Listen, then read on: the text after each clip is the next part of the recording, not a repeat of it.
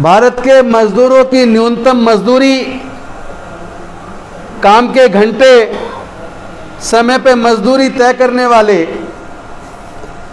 भारत की सभी जाति धर्म की महिलाओं के विकास के रास्ते खोलने वाले, भारत के अनुसूचित जाति जनजाति पिछड़े वर्ग के जीवन में खुशहाली लाने वाले, उनके जीवन में विकास का, प्रगति का मार्ग प्रशस्त करने वाले डॉक्टर बाबा साहेब अम्बेडकर जी को कोटि कोटि नमन करते हुए उनके जन्म दिवस पर आप सबको शुभकामनाएं देता हूं, बधाई देता हूं। आज इस कोरोना के काल में, जब कोरोना बहुत तेजी से फैल रहा है, तो हमने संकल्प किया कि कोरोना होने के बावजूद भी कोविड नियमों का पालन करते हुए, फिजिकल डिस्टेंसिंग को मेंटेन करते हुए हम लोग देश के 88% लोगों के आज़ादी दिलाने वाले डॉक्टर बाबा साहेब अम्बेडकर जी की जयंती को जरूर मनाएंगे। और मुझे खुशी है कि आप सबने भी कोविड नियमों का पूरा पालन किया है। 1-1 मीटर की दूरी पर आप बैठे हैं, मुंह पे सबने मास्क लगा के रखा है, हाथों को सबने सैनिटाइज किया है। लेकिन दुख तब होता है जब कोविड के नियम को ना मानने पर पुलिस वाले किसी मजदूर को लाठी डंडों से पीट रहे होते हैं, जैसे कि किसी देशद्रोही को पीट रहे हों।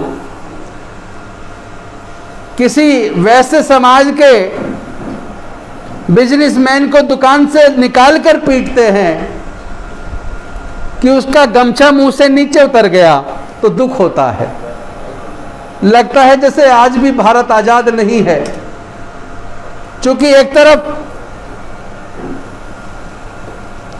कोविड नॉर्म्स को फॉलो ना करने पर इतनी बर्बरता से लोगों को पीटा जा रहा है, और दूसरी तरफ कुंभ का मेला चल रहा है, ना मास्क है ना कुछ है, लाखों लोग एकजुट होकर, इकट्ठा होकर डुबकी लगा रहे हैं। क्या उनको कोरोना नहीं फैलेगा?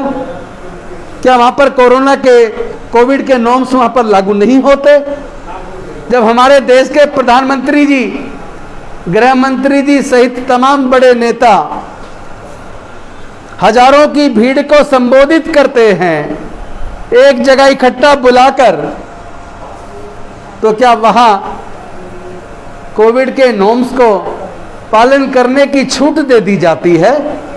उन्हीं की आंखों के सामने लोगों के चेहरे पर मास्क नहीं है, वो भीड़ इकट्ठा है, और दूसरी तरफ एक अकेला आदमी मास्क बाई चांस मुंह से नीचे उतर गया तो उसको पुलिस लाठी डंडों से इस तरह पीट रही है जैसे किसी देशद्रोही को पीट रही हो।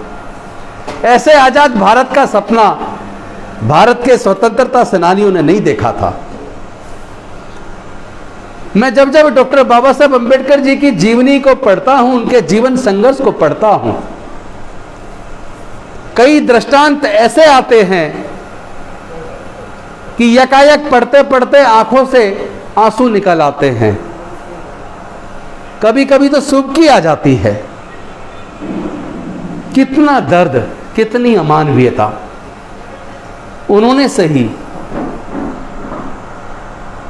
वो चाहते तो अरबों खरबों के मालिक हो जाते, वो चाहते तो अमेरिका में या इंग्लैंड में बस जाते, लेकिन उन्होंने भारत में आकर भारत के 88% लोगों की आजादी के संघर्ष के रास्ते को क्यों चुना?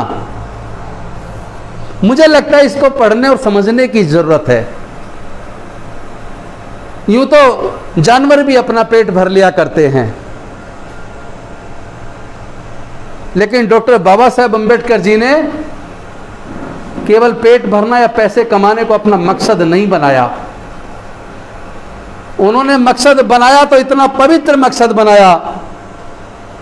एक मकसद तो यह कि भारत के अंदर 88% लोगों को धार्मिक आधार पर पढ़ने लिखने पर उनके बंदिश थी, धार्मिक आधार पर उनके व्यापार करने पर बंदिश थी, धार्मिक आधार पर उनके संपत्ति अर्जित करने पर बंदिश थी, धार्मिक आधार पर अमानवीयता थी, धार्मिक आधार पर जानवर से भी ज्यादा बदतर जिंदगी थी।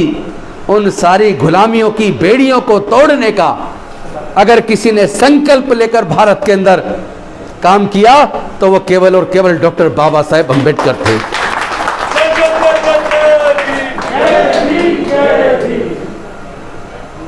लेकिन आज जरा सोच के देखो, कितनी कठिनाइयों से, कितना पूरा जीवन संघर्ष कर कर, अपने पूरे जीवन का बलिदान देकर डॉक्टर बाबा साहेब अम्बेडकर जी ने हमें आजादी दिलाई थी।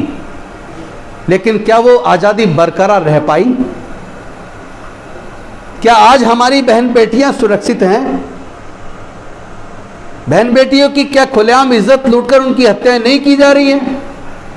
उनकी आवाज को बुलंद करने पर क्या हमारे गांव के गांव नहीं जलाए जा रहे हैं? क्या इसको आजादी कहेंगे? जो नौकरियां उन्होंने हमारे नौकरियों के रास्ते खोले थे, उन नौकरियों के रास्ते को बंद कर दिया गया। 4th क्लास एम्प्लॉयमेंट पूरा का पूरा आउटसोर्स कर दिया गया। बाकी नौकरियों को भी ठेकेदारी प्रथा में दे दिया गया। पहले कहा करते थे काबिलियत नहीं है, क्वालिफाइड कैंडिडेट नहीं है। जब क्वालिफाइड कैंडिडेट लाखों की संख्या में आ गए तो कहने लगे एफिशिएंट नहीं है। और जब बड़ी मात्रा में हमारे बच्चे सिविल सर्विसेज को टॉप करने लगे, इंजीनियरिंग में टॉप करने लगे, मेडिकल में टॉप करने लगे, सीबीएसई में टॉप करने लगे, तमाम तरह की कॉम्पिटिटिव एग्जाम्स में टॉप करने लगे, तो लेटरल एंट्री ले आए। और उधर सुप्रीम कोर्ट, हाई कोर्ट में जज बनने के लिए 67%, केवल 33% नीचे से प्रमोट होके जाते हैं जजेज। जो डिस्ट्रिक्ट जज प्रमोट होते हैं केवल 33%, बाकी के 67% वो कॉलेजियम के माध्यम से चुने जाते हैं, जिसकी वैकेंसी अखबार में नहीं निकलती। जहां कहीं न्याय दिखता नहीं, जहां हमारे लोगों की अप्रोच नहीं है, इसलिए हमारे लोग सुप्रीम कोर्ट और हाई कोर्ट के अंदर जजेज नहीं बन पा रहे हैं। और आजकल तो ज्यादा दुख इसलिए होता है, इसलिए लगता है कि हमारी आजादी छिन रही है, हमारा संविधान धीरे धीरे खत्म हो रहा है, भारत पुनः धीरे धीरे गुलाम हो रहा है, क्योंकि हमारे सर्वोच्च न्यायालय के कुछ जजेज के जजमेंट और कुछ हाई कोर्ट के जजेज के जजमेंट के अंदर न्याय दिखता नहीं है, तो दिल दुखता है। क्या हमें जजमेंट को क्रिटिकली एनालाइज करने का अधिकार नहीं है?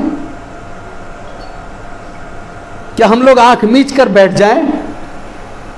जिस तरह का रवैया हमारे देश का इलेक्शन कमीशन ने इख्तियार किया है, क्या हमें आंख मीच कर बैठ जाना चाहिए? लोग वोट करते हैं। जर्मनी के अंदर जब ईवीएम को लाया गया और उसमें बेईमानी हुई, तो वहां केवल चंद लोगों ने माननीय सुप्रीम कोर्ट के अंदर केस डाला। उन्होंने कहा हमें ईवीएम पे भरोसा नहीं है, हमें यह भरोसा नहीं है कि जिसको हम वोट देना चाहते हैं उसको हमारी वोट जाएगी। तो माननीय सर्वोच्च न्यायालय ने जर्मनी के अंदर ईवीएम को बैन कर कर बैलेट पेपर से चुनाव को मंजूरी दी। क्या हमारे सर्वोच्च न्यायालय या हमारे हाई कोर्ट के अंदर यह दम है? हम देख रहे हैं कि खुलेआम ईवीएम किस तरीके से सत्ताधारी पार्टी के कैंडिडेट की गाड़ी में मिलती है। फिर न्याय की उम्मीद कैसे करें? हमारा वोट सही जगह जाएगा, इस बात पे भरोसा कैसे करें? तो साथियों, धीरे धीरे जो अधिकार जो डॉक्टर बाबा साहब अम्बेडकर जी ने अपने जीवन की कुर्बानी देकर हमें दिलाए थे, जो हम कहते हैं 74 साल हुए अभी आजादी को, आजादी के मतवालों ने यह नहीं सोचा था, भारत के संविधान निर्माताओं ने भी यह नहीं सोचा था कि 74 साल के अंदर भारत दोबारा से गुलामी की तरफ बढ़ेगा। मुझे लगता है हम सबको एकजुट होकर मजबूती से अपनी आवाज को बुलंद करना पड़ेगा। अगर हम चुप लगा गए, बहुत से लोग सोच रहे हैं कि मुझे अपनी कुर्सी बचानी है इसलिए चुप रहना है, मैं आईएएस हूं मुझे चुप रहना है, मेरा बिजनेस है मुझे चुप रहना है, मैं यहाँ क्लर्क हूं मुझे चुप रहना है, मेरी यहाँ छोटी सी दुकान है मुझे चुप रहना है। अगर सब चुप रहेंगे तो कुछ दिन बाद गुलामी दोबारा लौट आएगी, जो जोड़ा था वो बचेगा नहीं। एक भीड़ आएगी, घर में आग लगाकर चली जाएगी, सब कुछ लूट के ले जाएगी। क्योंकि आजकल ऐसे लोगों को कहीं ना कहीं प्रोटेक्शन मिल रहा है, जो लोग आए दिन इंसानियत को शर्मसार कर रहे हैं, जो लोग आए दिन भारत के संविधान को शर्मसार कर रहे हैं, जो लोग भारत के संविधान की मूल भावना के खिलाफ जाकर काम करते हैं, ऐसे लोगों के गले में माला डाली जाती है। इंसानियत की हत्या करने वाले लोगों के गले में माला डाली जाती है। क्या ऐसे भारत का सपना देखा था? क्या बाबा साहेब की कुर्बानी बेकार चली जाएगी? क्या हमारे 88% लोग जो 4000 साल बाद आजाद हुए, क्या वो पुनः गुलाम हो जाएंगे? साथियों, कम से कम मैं संकल्प लेता हूं आपके बीच में, मुझे ये गुलामी स्वीकार नहीं है। और मैं आप सबसे भी उम्मीद करता हूं, बाबा साहेब के सैक्रिफाइस को, इस बलिदान को बेकार मत जाने दो दोस्तों। पूरे देश के अंदर न्याय की आवाज के लिए, इंसानियत के लिए, बाबा साहेब के संविधान को बचाने के लिए सब लोग एकजुट हो जाओ और अपनी आवाज को बुलंद करो। अगर आज चुप लगा गए, सब कुछ चला जाएगा। हालात अच्छे नहीं हैं। अगर आज शहीद भगत सिंह होते, जिन्होंने फांसी के फंदे को मुस्कुराते हुए चूम लिया था, तो शायद वो अपने जीवन की कुर्बानी देने के लिए तैयार ना होते। आज कहीं ना कहीं उनकी शहादत को उनकी शहादत खिलवाड़ बना दी गई है।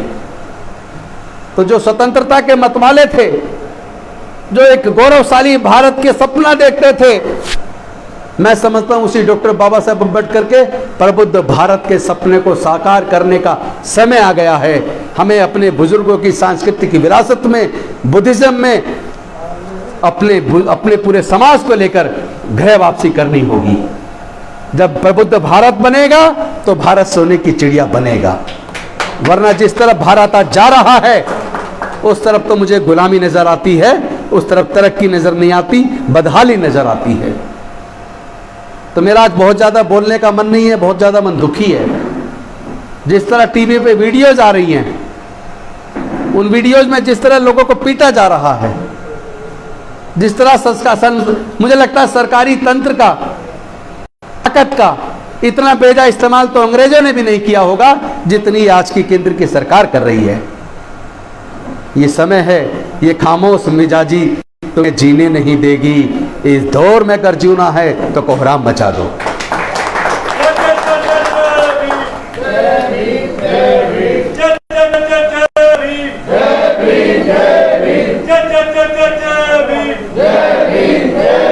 मंत्री जी संघर्ष करो, हम तुम्हारे साथ हैं। मंत्री जी संघर्ष करो, हम तुम्हारे साथ हैं। मैं समझता हूं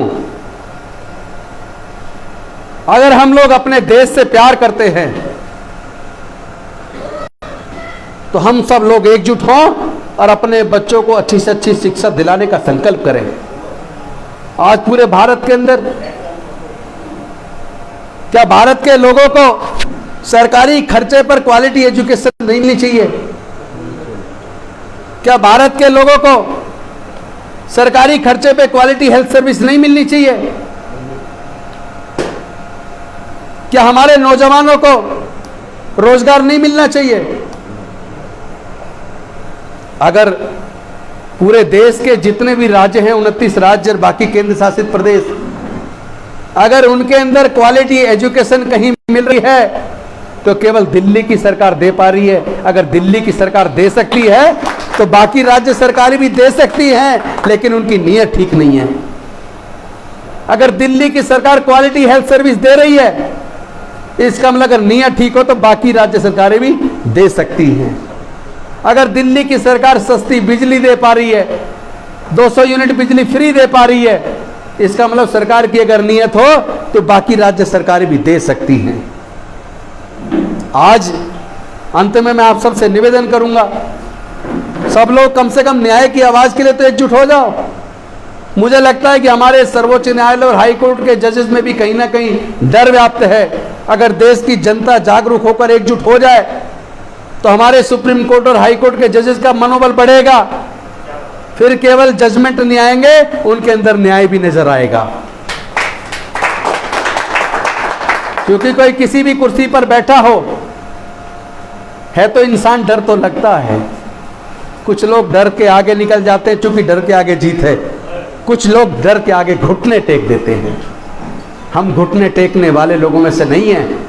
हम डॉक्टर बाबा साहेब अम्बेडकर के सिपाही हैं, डॉक्टर बाबा साहेब अम्बेडकर की संतान हैं। हम इस न्याय की लड़ाई को मजबूती के साथ लड़ेंगे और जीत के रहेंगे। इन्हीं शब्दों के साथ अपनी वाणी को विराम देता हूं। बहुत बहुत धन्यवाद।